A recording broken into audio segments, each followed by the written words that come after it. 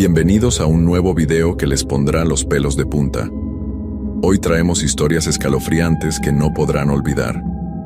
Si están listos para temblar, denle like, suscríbanse y dejen en los comentarios desde dónde nos escuchan. Apaguen las luces y que comience el terror.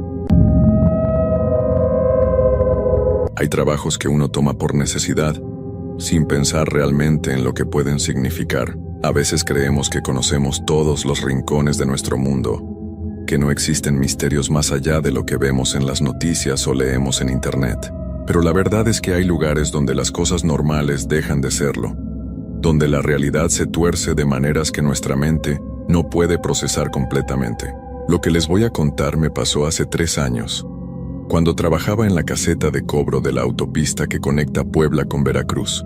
Es una historia que nunca le he contado completa a nadie, porque sé que no me van a creer, pero necesito sacármela de adentro, aunque solo sea para escribirla.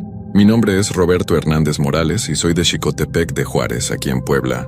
Tengo 42 años y toda mi vida he trabajado en empleos normales. Nada del otro mundo. Fui empleado de tienda.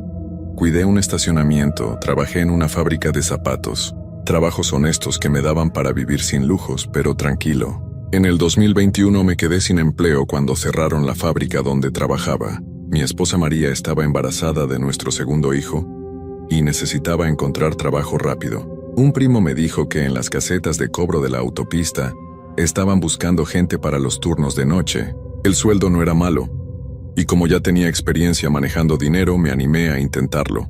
La caseta donde me asignaron está exactamente en el kilómetro 89 de la autopista, justo donde empieza una curva muy cerrada, rodeada de cerros llenos de árboles. Durante el día es un lugar normal, con tráfico constante de camiones y carros que van y vienen entre las dos ciudades. Pero en la noche, especialmente después de las 2 de la madrugada, el lugar se transforma en algo completamente diferente. Mi turno empezaba a las 11 de la noche y terminaba a las 7 de la mañana. Los primeros días todo fue normal. Llegaban los últimos camiones del día, algunos carros de personas que viajaban tarde, taxis que llevaban gente a los pueblos cercanos. La rutina era sencilla: cobrar el peaje, entregar el ticket, despedirse con amabilidad y esperar al siguiente vehículo. La caseta es pequeña, apenas un cuartito de 3 metros por 3 metros con una ventana que da a los carriles de cobro y una puerta trasera que conecta con una bodeguita donde guardan materiales y papeles. Tiene una silla, un escritorio pequeño, una computadora vieja para registrar los cobros y un teléfono que supuestamente me conecta con la central de supervisión, aunque muchas veces no funciona bien por las noches. Al principio pensé que el silencio de la madrugada iba a ser lo más difícil del trabajo. Estaba acostumbrado al ruido constante de la fábrica, a tener compañeros cerca, a que siempre hubiera algo que hacer. Aquí, entre las 2 y las 5 de la mañana, a veces pasaba 1 hora completa sin que llegara un solo vehículo. Solo yo sentado en esa silla, viendo hacia la carretera vacía que se perdía en la oscuridad. Fue durante la segunda semana cuando empecé a notar cosas raras. Al principio fueron detalles pequeños, cosas que uno puede explicar fácilmente. Por ejemplo, había noches en que escuchaba pasos alrededor de la caseta, como si alguien caminara en círculos por el pavimento. Cuando salía a revisar, no encontraba a nadie. Pensé que podrían ser animales, tal vez perros callejeros o algún gato que buscaba comida en la basura.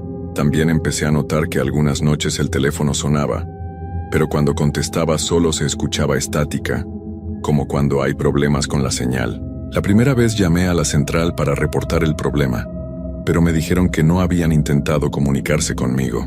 Revisaron el sistema y todo aparecía normal desde su lado, pero lo que realmente me empezó a poner nervioso fueron los carros. Había vehículos que llegaban a la caseta de cobro.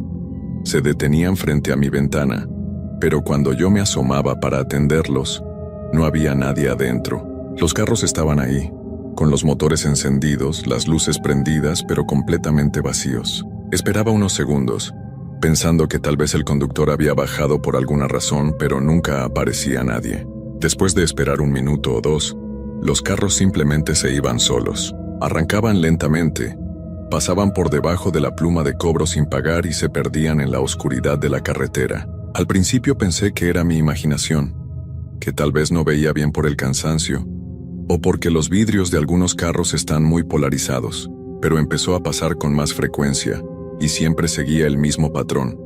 El carro se detenía, yo me asomaba, no había nadie, y después de unos minutos el vehículo seguía su camino como si un conductor invisible lo estuviera manejando.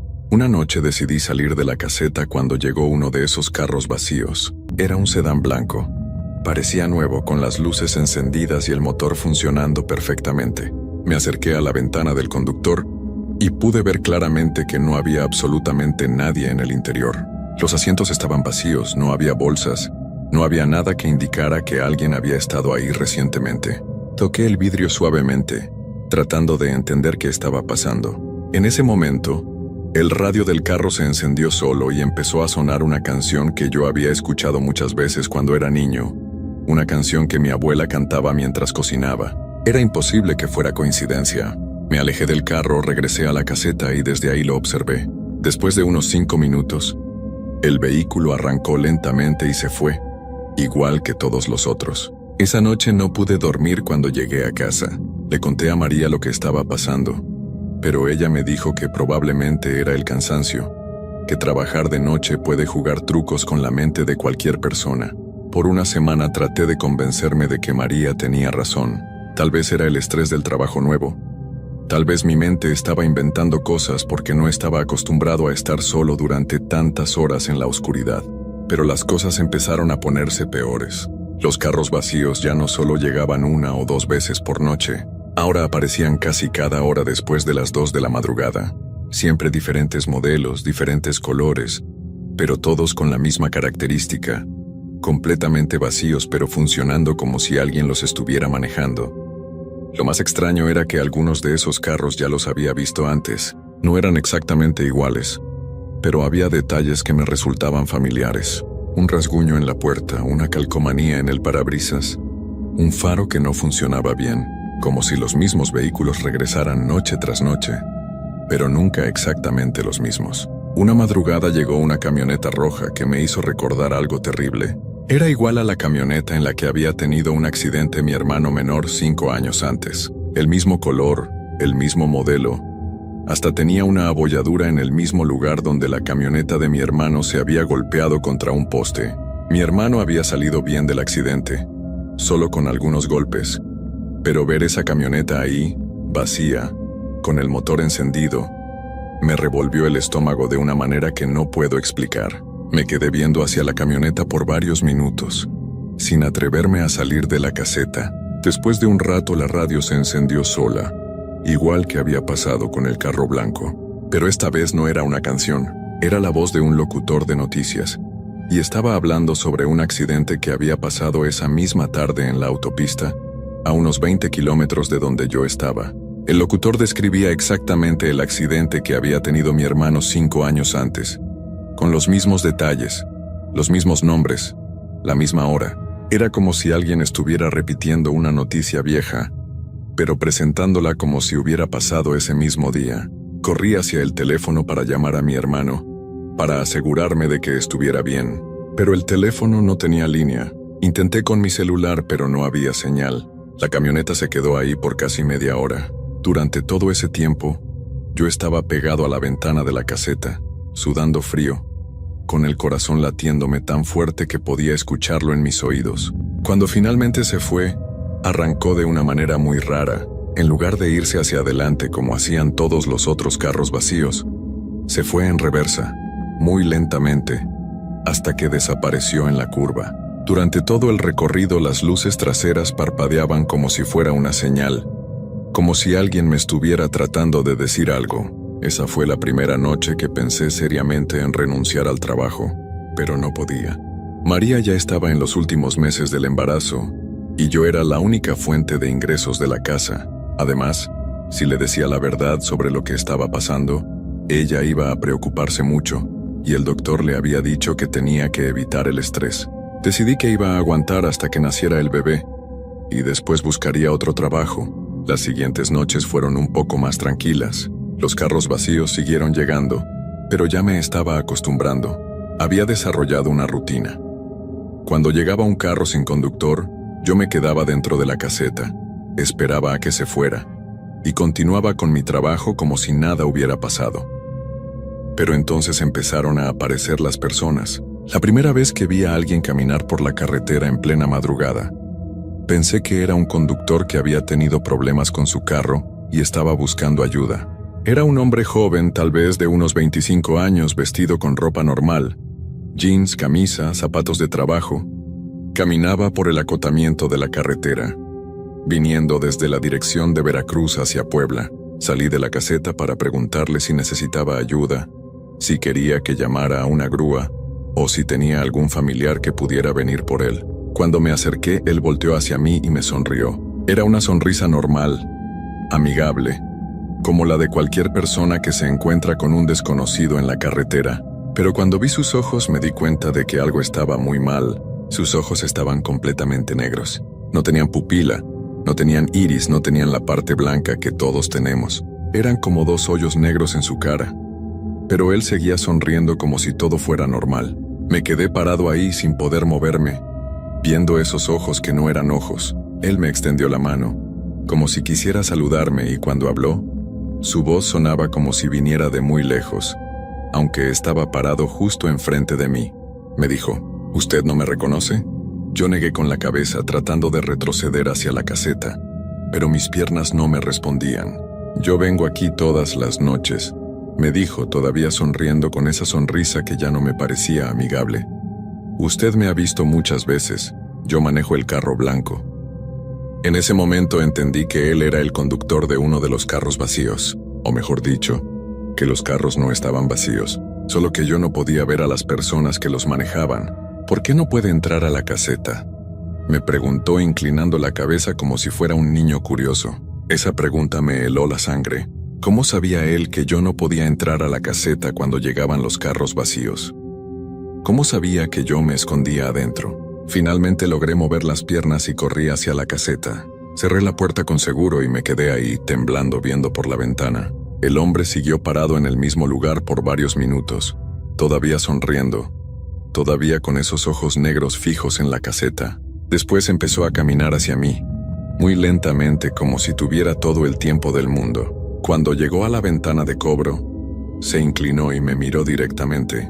Puso sus manos en el vidrio y me dijo, la próxima vez que venga voy a traer a mis amigos. Ellos también quieren conocerlo. Después se alejó caminando por la carretera, en la misma dirección por donde había llegado, hasta que desapareció en la oscuridad. Esa noche llamé por teléfono a la empresa al día siguiente para reportar que me sentía enfermo y no podía ir a trabajar. Necesitaba al menos una noche para pensar, para tratar de entender qué estaba pasando, pero no pude dormir en todo el día. Cada vez que cerraba los ojos veía esos ojos negros y escuchaba esa voz que parecía venir de muy lejos. La próxima vez voy a traer a mis amigos. María se dio cuenta de que algo andaba mal conmigo, pero cuando me preguntaba, yo le decía que solo era cansancio del trabajo nocturno. No podía contarle la verdad. ¿Cómo le explicas a tu esposa embarazada que en tu trabajo aparecen personas con ojos negros que manejan carros invisibles? Al día siguiente tuve que regresar. No podía faltar más días porque necesitaba el trabajo. Llegué a la caseta con una linterna nueva, una lámpara portátil extra, y hasta me llevé una pequeña radio para tener compañía durante las horas más solitarias. Las primeras horas de la noche fueron normales. Llegaron algunos carros reales con personas reales adentro. Cobré los peajes, entregué los tickets, todo como siempre. Por un momento pensé que tal vez todo había sido producto de mi imaginación, que las noches anteriores había estado más estresado de lo que creía. Pero después de las 2 de la madrugada, las cosas volvieron a empezar. Primero llegó el carro blanco que ya conocía. Esta vez no me asomé para ver si había alguien adentro. Me quedé sentado en mi silla, mirando hacia otro lado esperando a que se fuera, pero no se fue. Se quedó ahí parado con el motor encendido, durante más tiempo del normal. Podía escuchar el ruido del motor desde la caseta, un sonido constante que empezó a ponerme más y más nervioso. Después de unos 10 minutos decidí asomarme para ver qué estaba pasando. El hombre de ojos negros estaba ahí, en el asiento del conductor, mirando directamente hacia la caseta. Esta vez podía verlo claramente. Ya no era invisible para mí. Tenía las manos sobre el volante y esa misma sonrisa terrible en la cara. Pero no estaba solo. En el asiento del copiloto había una mujer. También tenía los ojos completamente negros y también estaba sonriendo. En los asientos de atrás había 2 personas más, un hombre mayor y lo que parecía ser un niño. Todos con la misma característica. Ojos negros y sonrisas que no llegaban a parecer humanas. Los 4 me estaban viendo fijamente. El conductor bajó la ventanilla y me hizo una seña con la mano, como si quisiera que me acercara al carro. Yo negué con la cabeza y retrocedí hacia el interior de la caseta. Entonces todos empezaron a hablar al mismo tiempo, pero no podía entender lo que decían porque hablaban encimados, como si fuera una conversación que no tenía sentido. Sus voces se mezclaban y formaban un sonido extraño, como cuando sintonizas mal una radio y escuchas varios programas al mismo tiempo. De repente se callaron todos al mismo tiempo. El conductor me gritó desde el carro: «Roberto, ¿por qué no quiere hablar con nosotros?». El hecho de que supiera mi nombre me dejó helado. En ningún momento les había dicho cómo me llamaba. En la caseta no hay ningún letrero con mi nombre. Y siempre trato de ser profesional, pero sin dar información personal a los usuarios de la autopista. «Nosotros sabemos muchas cosas de usted», siguió gritando el conductor. «Sabemos dónde vive. Sabemos que su esposa se llama María. Sabemos que van a tener un bebé muy pronto». Las piernas me empezaron a temblar. ¿Cómo podían saber esos detalles de mi vida? La mujer del asiento del copiloto se inclinó hacia la ventanilla y me gritó: «Su casa está muy bonita. La visitamos ayer en la tarde mientras usted dormía. María estaba cocinando. Se ve muy bien para estar embarazada». Sentí como si me hubieran echado agua helada por todo el cuerpo. Ellos habían estado en mi casa. Habían visto a María. ¿Cómo era posible?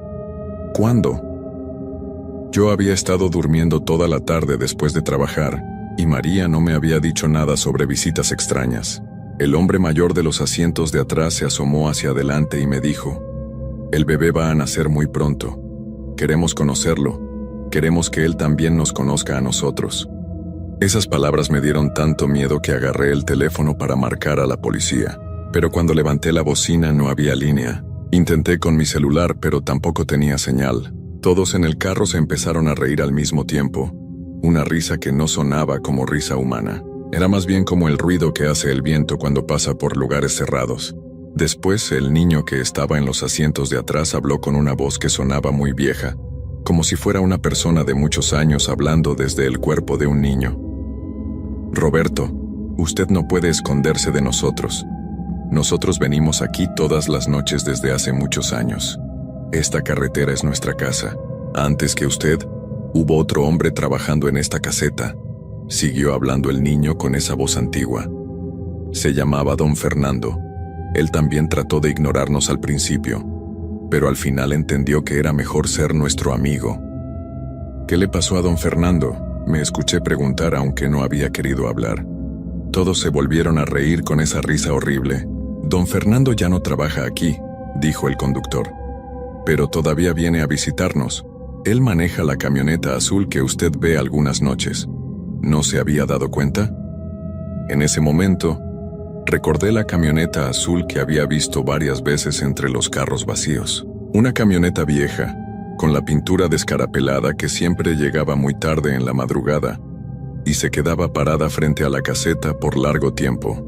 Don Fernando entendió que era mejor unirse a nosotros que seguir resistiéndose, dijo la mujer. Ahora él está muy contento. Ya no tiene que preocuparse por el dinero, ya no tiene que preocuparse por su familia, ya no tiene que preocuparse por nada. ¿Dónde está su familia?, pregunté, aunque ya no quería escuchar la respuesta. Su familia está con él, respondieron todos al mismo tiempo, con esas voces que se mezclaban y formaban un sonido que me lastimaba los oídos. Todos juntos, para siempre. Después de eso, arrancaron el carro y se fueron lentamente, igual que siempre. Pero antes de perderse en la curva, el conductor gritó: «Mañana vamos a traer a Don Fernando para que lo conozca. Él le va a explicar mejor cómo funcionan las cosas aquí».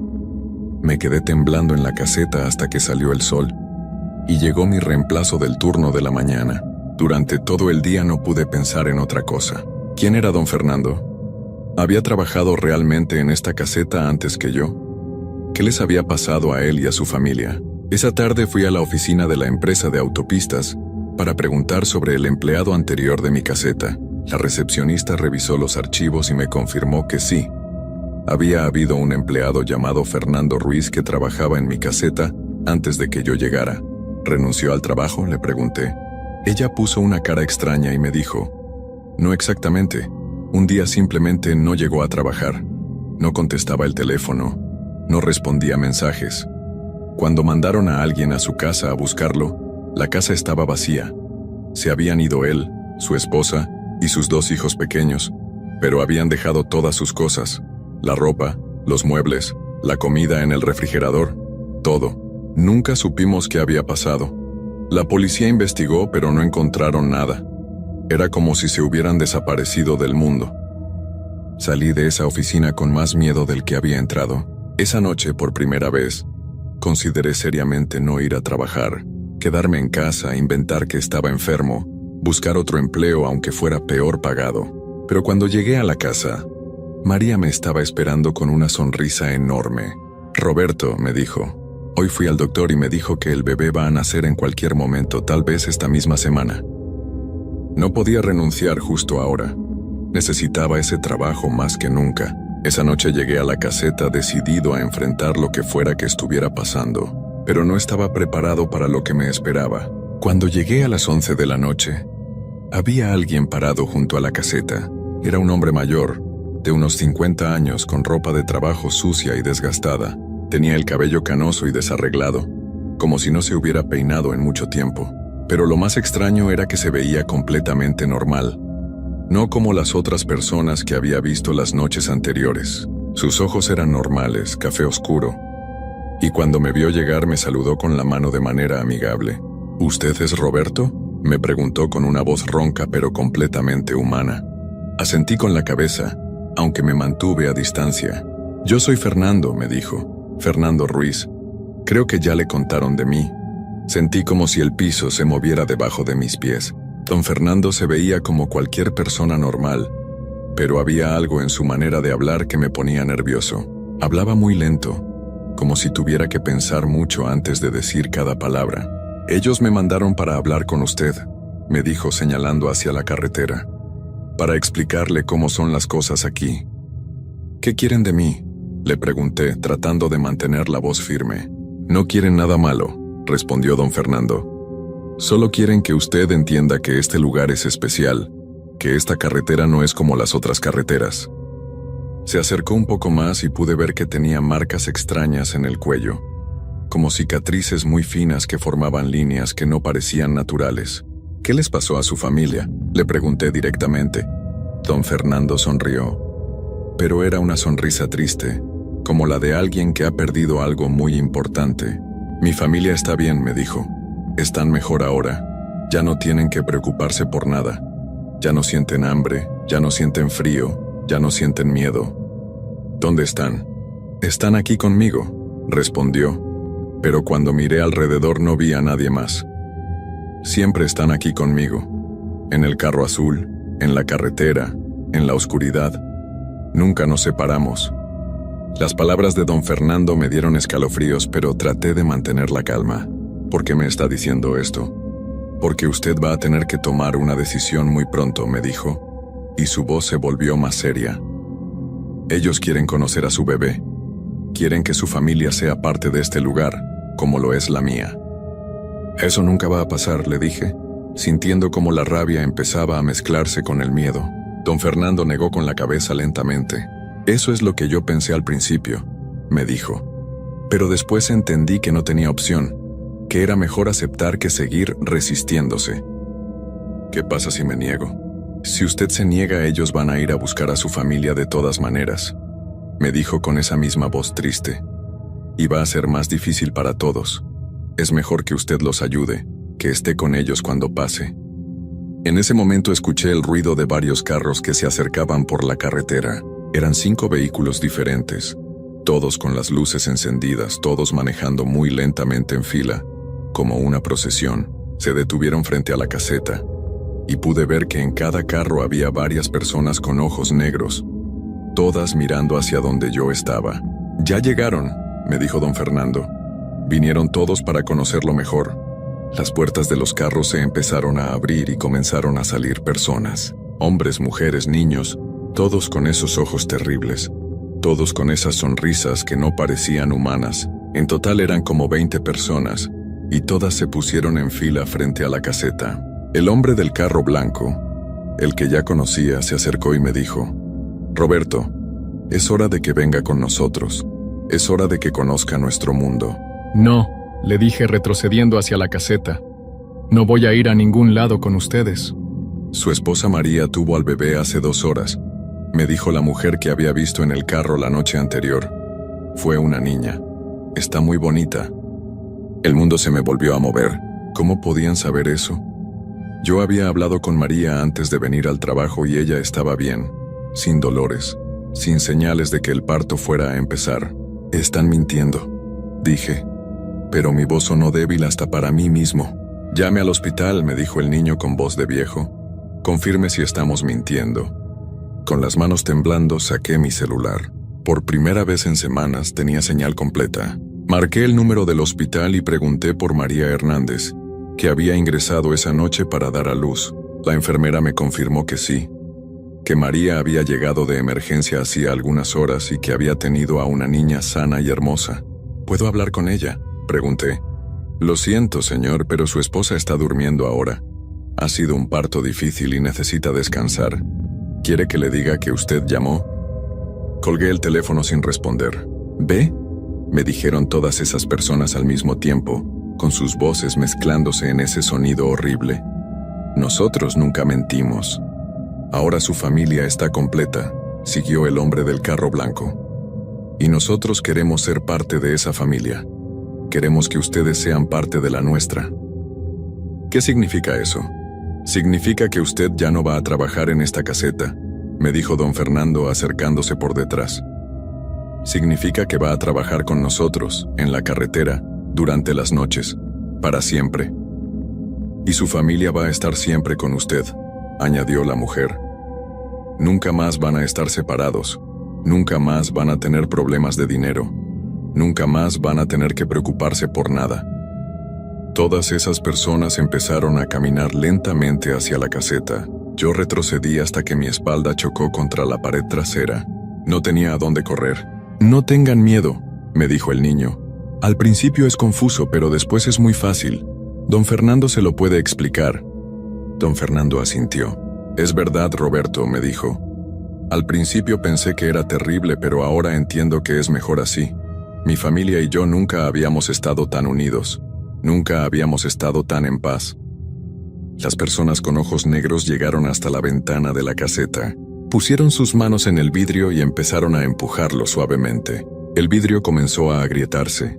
«Es hora, Roberto», me dijeron todos al mismo tiempo, y en ese momento entendí que no había manera de escapar, que desde la primera noche que vi los carros vacíos mi destino ya estaba decidido, que esta carretera era realmente su hogar, y que todos los que trabajábamos aquí éramos solo visitas temporales. El vidrio se rompió completamente, y las manos de todas esas personas entraron a la caseta.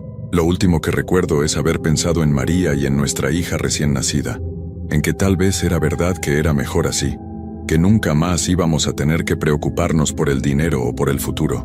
Ahora trabajo en la carretera como don Fernando, manejo un carro diferente cada noche, siempre hacia la caseta donde trabajaba antes. María y la bebé viajan conmigo siempre. Ellas también tienen ojos negros ahora, como yo. El hombre que trabaja en la caseta ahora se llama José Luis. Es nuevo, llegó hace apenas una semana. Al principio se asustaba cuando llegábamos, igual que me pasaba a mí, pero ya se está acostumbrando. Anoche le dijimos que sabemos dónde vive, que conocemos a su familia. Esta noche vamos a llevar a don Fernando para que le explique cómo funcionan las cosas. José Luis va a entender pronto que es mejor aceptar que resistirse, que esta carretera es nuestro hogar y que todos los que trabajan aquí van a ser parte de nuestra familia, para siempre. Si alguna vez tienen que trabajar de noche en una caseta de cobro, especialmente en carreteras solitarias rodeadas de cerros, tengan mucho cuidado con los carros que parecen vacíos. No están vacíos, nunca han estado vacíos, y si empiezan a ver a las personas que los manejan, ya es demasiado tarde para escapar, porque una vez que ellos saben que ustedes pueden verlos, Nunca los van a dejar ir.